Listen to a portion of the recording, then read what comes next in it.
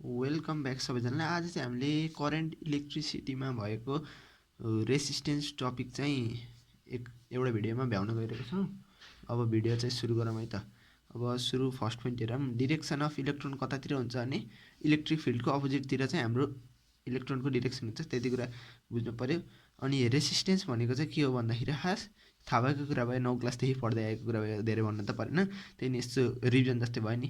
The opposition to flow of current भनेको चाहिँ resistance हो। रेसिस्टेन्स किन हुन्छ भन्दाखेरि चाहिँ it is due to the collision of moving free electron with एटमको आइएनसी द।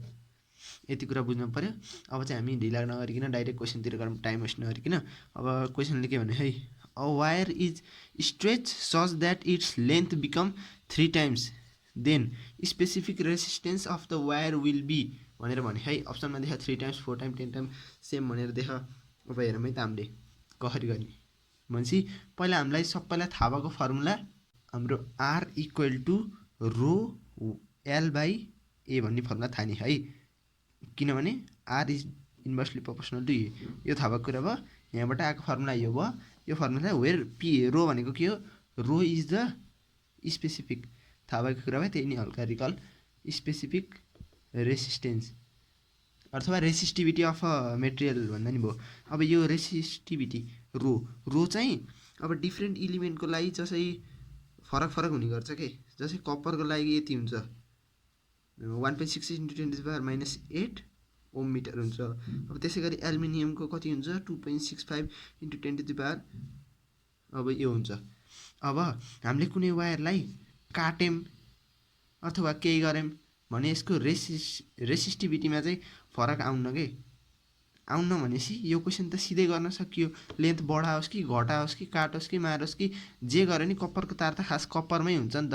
यो कप्परको तार छ भने यसलाई जति जे गरे नि जे होस् नर्मल कन्डिसनमा के काट्ने कुराहरूमा गर्दाखेरि यसको यो रेसिस्टिभिटी चाहिँ चेन्ज हुन्न होइन। यहाँ यो पोइन्टै लेखौँ है, के लेखौँ भने रो इज इन्डिपेन्डेन्ट अफ त्यसको डाइमेन्सन्स भनौँ न, डाइमेन्सन्स अफ कन्डक्टर। ल यति कुरा याद राख्नु पऱ्यो, यो पोइन्ट इम्पोर्टेन्ट पोइन्ट छ। त्यसै गरी यो एन्सरको यो भयो। यहाँ यस्तो खालको क्वेसनको लागि क्लियर भयो है। अर्को क्वेसन गराउनुभन्दा पहिला चाहिँ म यो रो चाहिँ केमा डिपेन्ड हुन्छ भन्ने कुरा हेर्नु पऱ्यो है। रो डिपेन्ड्स अपन केमा डिपेन्ड गर्ला त रो भन्दा यो चाहिँ नेचर अफ मेटेरियल है। अब यसमा नि दुई थरी हुन्छ, एउटा चाहिँ कि चाहिँ हाम्रो टेम्परेचर बढायो भने आउने चेन्ज हुन्छ रोमा, अर्को चाहिँ एलओए मिक्सर गऱ्यो भने। यति कुरा क्लियर भयो है। अब देन डिपेन्डेन्सी, अब हामीले कुनै पनि वायरलाई हामीले कुनै पनि वायरको अब एरिया चाहिँ चेन्ज नगरौँ, लेन्थ चेन्ज गरौँ भन्यो भने कसरी गर्न सकिन्छ। त्यसो गर्नको लागि हामीले यो वायरलाई के गर्नु पर्यो, यसलाई काट्यौँ भने यसको के हुन्छ, लेन्थ चेन्ज हुने भयो। काटेस त छुट्यो नि त, लेन्थ चेन्ज हुने भयो, एरिया चाहिँ त्यही हुने भयो कि जति हो जति, क्रस सेक्सनल एरिया चाहिँ चेन्ज हुने भएन है।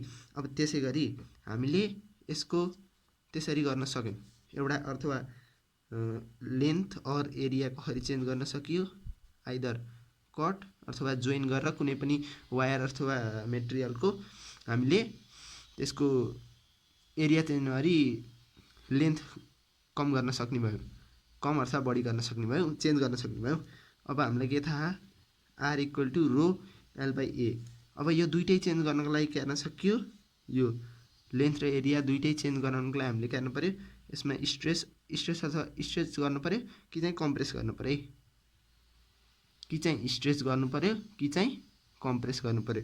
यति कुरा बुझ्नु पऱ्यो है, कि स्ट्रेच कि कम्प्रेस। यो गर्दा नि फेरि भोल्युममा चाहिँ चेन्ज आउनु है। अहिले भोल्युम खालको क्वेसन नै गरिन्छ, ढुक्काउनुहोस्, भोल्युम खालको क्वेसन नै गरिन्छ। अब यो गर्दाखेरि आर डाइरेक्टली प्रोपोर्सनल टु याल छ, यो याल हो है, याल लेख्न लाग्यो त्यस्तो भयो। अब L R directly proportional to L भयो। यो हुँदाखेरि एरिया चाहिँ सेम हुन्छ है, एरिया कन्स्ट्यान्ट भएर त यो आयो नि, यो त उयो हुने भयो, मतलब भएन कन्स्ट्यान्ट भयो।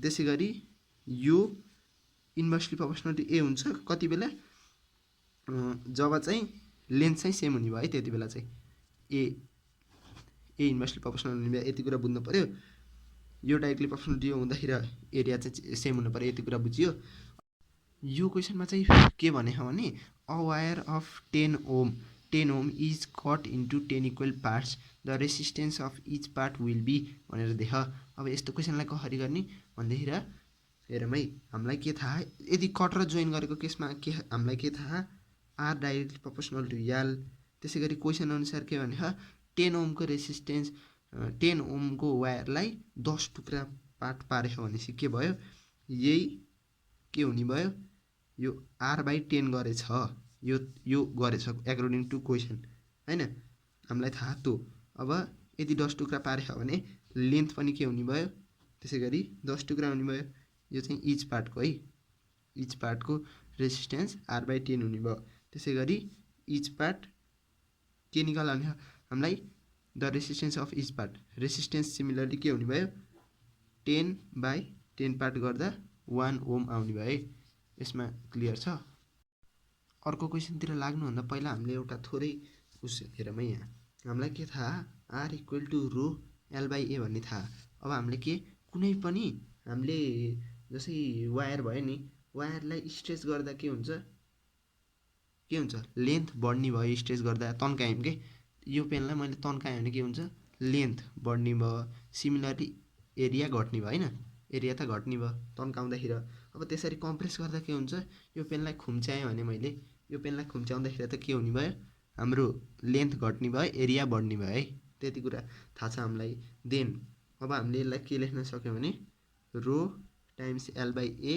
टाइम्स एल/ए गरौँ न एल/ए गर्दाखेरि यो भनेको हामीले rho by area into area volume माथि एल स्क्वायर लेख्यौँ है यो यहाँ ए होइन यहाँ एल हो सरी यो गर्न सकियो हामीले लेन्थ बाई लेन्थले मल्टिप्लाई गऱ्यौँ भने यो लेख्न सकियौँ अब हामीले के स्ट्रेच र कम्प्रेस गर्दा भोल्युम चाहिँ सेम हुन्छ है मैले यो पेनलाई जति खुम्चाएँ जति ताने भने यसको भोल्युम त उही हुन्छ नि त त्यो त्यति कुरा बुझ्न सकियो त्यसो गरी स्ट्रेच र कम्प्रेस गरेको केसमा R is directly proportional to L and R is inversely proportional to area हुन्छ एरियासँग चाहिँ कसरी हुन्छ भने यहाँ हेरौँ है हामीले यो लेन्थले जसरी मल्टिप्लाई गऱ्यौँ नि त्यसरी नि एरिया बाई एरियाले मल्टिप्लाई गऱ्यौँ भने त पिभी बाई ए स्क्वायर हुन्छ यो दुईटा कन्स्ट्यान्ट यो कन्स्ट्यान्ट यो दुईटा कन्स्ट्यान्ट भएपछि त यो रिलेसन पायौँ नि त हामीले यो थाहा भएको कुरा त्यही नि हल्का रिकल भयो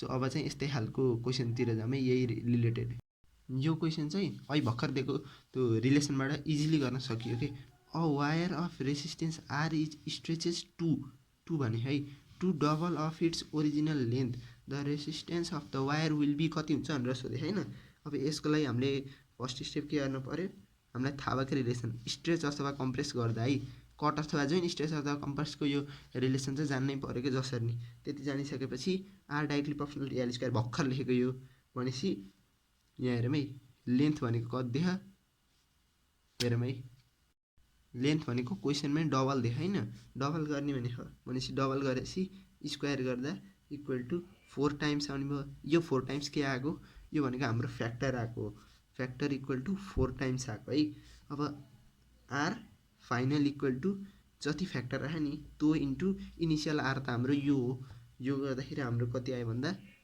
4r आयो है 4r अब हामीले क्वेसनमा यदि 2 भनेछ यदि 2 भनेछ भने के नि 2 भन्नाले के बुझिन्छ भन्दाखेरि एल छ भने 2Lसम्म पुर्याएको कि त्यो वायरको लेन्थ भन्ने कुरा बुझ्यो होइन अब त्यसै गरी हामीले यदि क्वेसनमा बाई भनेको केसमा भने कसरी गर्ने एल छ भने त्यसलाई 2Lले स्ट्रेच गरेर 3L पुर्याएको भनेको के त्यति कुरा त हामीलाई थाहा त्यही नै हल्का रिकल गरिदिएको अब हेरौँ है त्यही सिमिलर यही क्वेसनमा यदि 2 को ठाउँमा बाई छ भने आफै गर्नुहोस् ट्राई पहिला यो क्वेसन आफैले ट्राई गर्नु अब चाहिँ म गर्छु बाई भनेको भने यदि 2 को ठाउँमा बाई छ भने लेन्थ चाहिँ के गर्यो 2Lले बढाएर 3L पुर्यायो कि इनिसियल लेन्थ प्लस 2Lले बढायो लेन्थ चाहिँ त्यसरी बढायो भने के गर्ने 3L भयो so R is directly proportional to L square equal to 3 square equal to 9 times 9 times भनेको यो फ्याक्टर भयो,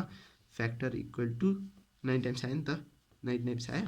देन हाम्रो आर फाइनल भनेको त 9 इन्टु आर, 9R हुने भयो। ए थाहा भएको कुरा भयो। मैले क्वेसनहरू गर्छु नि, क्वेसन सार्ने बित्तिकै हजुरहरूले नि त्यही क्वेसनको सल्भ गर्नु कि पहिला, त्यसरी हजुरहरूलाई फाइदा हुन्छ, प्र्याक्टिस हुन्छ। यो क्वेसनको मेन उद्देश्य प्र्याक्टिस गर्ने, कन्सेप्ट दिने, त्यही हो। ल अब चाहिँ अर्को क्वेसनतिर जाउँ है।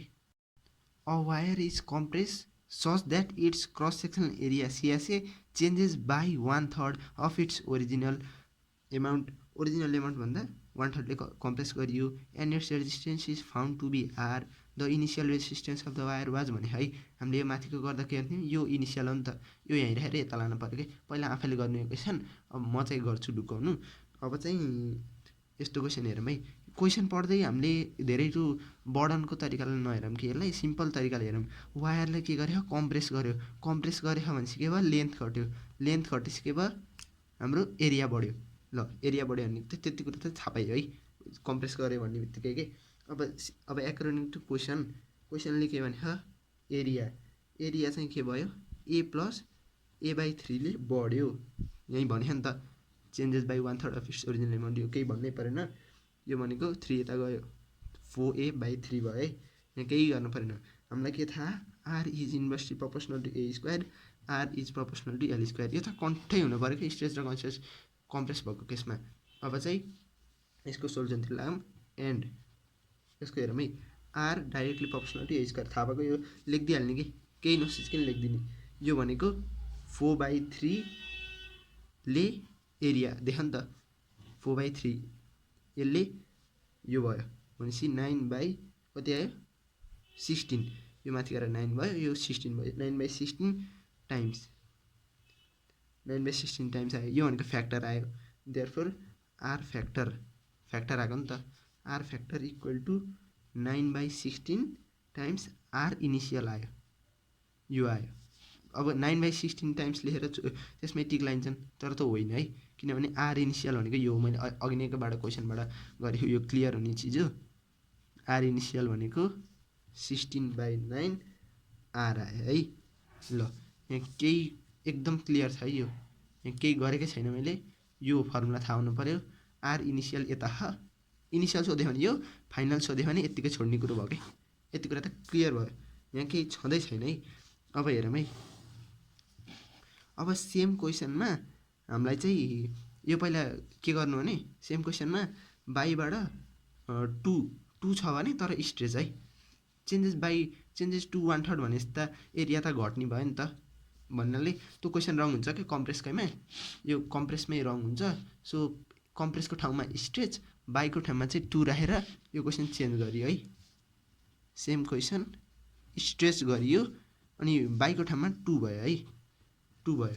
अब स्ट्रेच गरेपछि के भयो, लेन्थ घट्यो, एरिया बढ्यो, हो कि होइन, स्ट्रेच गरेपछि त के भयो, स्ट्रेच मैले तानेको तन्काएपछि के भयो, लेन्थ बढ्यो, एरिया घट्यो कि, तानेपछि त। यदि कम्प्रेस गरे भए पो यसको लेन्थ घट्थ्यो र एरिया बढ्थ्यो, तर अहिले के भयो, एरिया त घट्यो, मैले यसलाई जति तन्काएँ त्यसको लेन्थ त लामो हुँदै गयो, तर एरिया चाहिँ कम हुँदै गयो। त्यो त थाहा भएको कुरा भयो है। ल हेर्नु, त्यसै गरी क्वेसनमा स्ट्रेच भनेको 2/3 भन्यो भनेपछि एरिया घट्यो कि, हामीले यहाँ A + 1/3 गरेको थियौँ नि त, यहाँ त एरिया घटेछ। सो क्लियरली हामीले के लेख्न सक्यौँ भने एरिया घट्यो, कतिले घट्यो, यतिले घट्यो, 2/3 बलले घट्यो, यो क्वेसनमै भने क्लियर भयो। अब यो भयो। अब डाइरेक्ट मैले भ्यालु हाल्ने, 1/A² भनेको 4/2/3 हो है, यो तल 3 हो नि त, 4/9 भयो, 9/4 आर इनिसियल भयो। यो चाहिँ फ्याक्टर आएको है, आर फ्याक्टर आएको भनेपछि यो आयो नि त, आर फ्याक्टर भनेपछि हाम्रो आर इनिसियल भनेको कति आयो, 4/9 आर। ल एकदम क्लियर छ है यतिसम्म कन्सेप्ट। लास्ट क्वेसनतिर लाम। अब मैले ढिला टाइम वेस्ट नगरी डाइरेक्ट हेरेँ है। यहाँ सर्कुलर वायरको केसमा चाहिँ अब स्ट्रेस कम्प्रेस गर्दाखेरि यो पाई कन्सट्यान्ट हुने भयो, CSN को pi R²। Area is directly proportional to R square directly proportional to D square डायमिटरको स्क्वायर यो भइहाल्यो यो बुझिहाल्नुहुन्छ हजुरले R directly inversely proportional to A square inversely proportional to यो बुझेकै कुरा है। अब क्वेसन पढौँ। A wire is stretched such that its radius become half of its initial resistance of wire. If initial wire was 10 ohms को थियो resistance then the firm resistance after stretching will be कति हुन्छ भनेर सोधे है हामीलाई। अब यो केसमा के गर्नु पर्यो क्लियरली यो हामीले यहीँ गऱ्यौँ नि त। यो गर्दाखेरि 1/r⁴ भनेपछि रेडियस के गरे भने क्वेसनले भने है मैले केही गरेँ होइन क्वेसन लेख्यो क्वेसनमा के भने रेडियस चाहिँ आधा हुन्छ भने के यति रेडियस थियो भने आधा भयो के। अब r4 भने होइन अब भनेपछि इक्वल टु 1/1/2 हाफ गरे पावर 4 छ केही गरेकै छैन मैले यो 4 गरेको भनेपछि यो गर्दाखेरि 2 को पावर 4 16 माथि गयो 16 फ्याक्टर भयो है 16 फ्याक्टर भयो r factor equal to 16 times r initial है यो भनिदिइसकेको थिएँ मैले कसरी आए यो 10 चोटि भन्नु परेन यो भयो भनेपछि कति देख हामीलाई यो भनेको 16 इन्टु r इनिसियल भनेको त यहीँ देख नि त। इफ द इनिसियल रेसिस्टेन्स मैले केही गरेकै छैन इनिसियल रेसिस्टेन्स क्वेसनमा देख यहाँ हाल्दाखेरि 10 इक्वल टु 160 फाइनल ओम भनेको यो आयो। अब यो यति गरेपछि रेसिस्टेन्सको एकदम क्लियर भयो सबै क्वेसन क्लियर कट छ। अब भिडियो हेर्नुहोस् के अरे अनि कस्तो लाग्यो कमेन्टमा भन्नुहोस् मैले भ्याएसम्म त भिडियो हालेकै हुन्छु। अब थ्याङ्क यू फर वाचिङ। अब कमेन्ट डाउन गर्नु न हजुरको केही कुराहरू छ भने ल थ्याङ्क यू बाई बाई।